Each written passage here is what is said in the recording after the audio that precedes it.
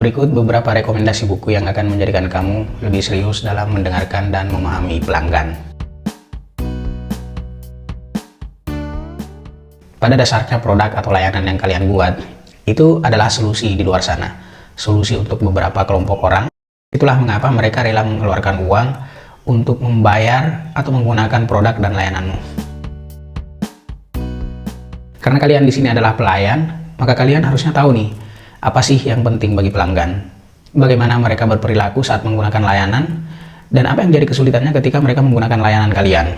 Nah, di video ini ada 2 buku bisnis yang sepertinya cocok untuk kalian pelajari tentang bagaimana sih mendengarkan pelanggan dan memahami mereka.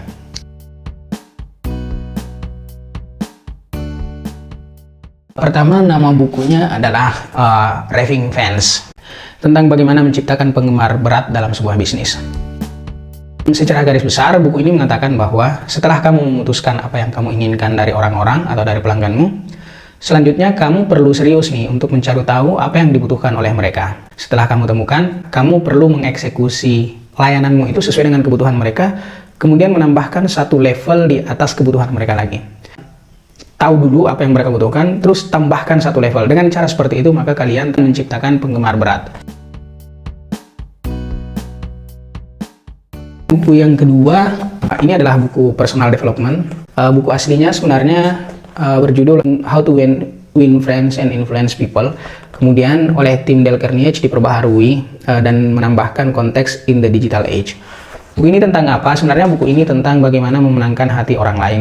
Pada intinya sama, bahwa kalian itu perlu tulus mendengarkan, berempati kepada orang lain, agar kalian betul-betul merasakan apa yang dirasakan oleh orang lain.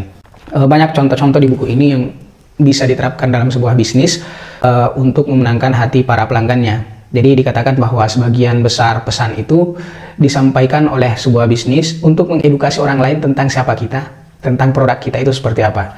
Jadi kebanyakan orang itu cenderung menyingkapkan kisah dirinya yang mereka pikir bahwa itu akan menarik untuk didengarkan oleh orang lain.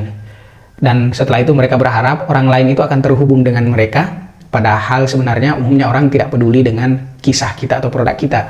Mereka itu hanya peduli dengan kebutuhan dan aspirasi mereka sendiri. Makanya jika kalian mampu mendengarkan dan menyediakan apa yang mereka butuhkan, maka pada saat itulah kalian akan berhasil memenangkan hati mereka.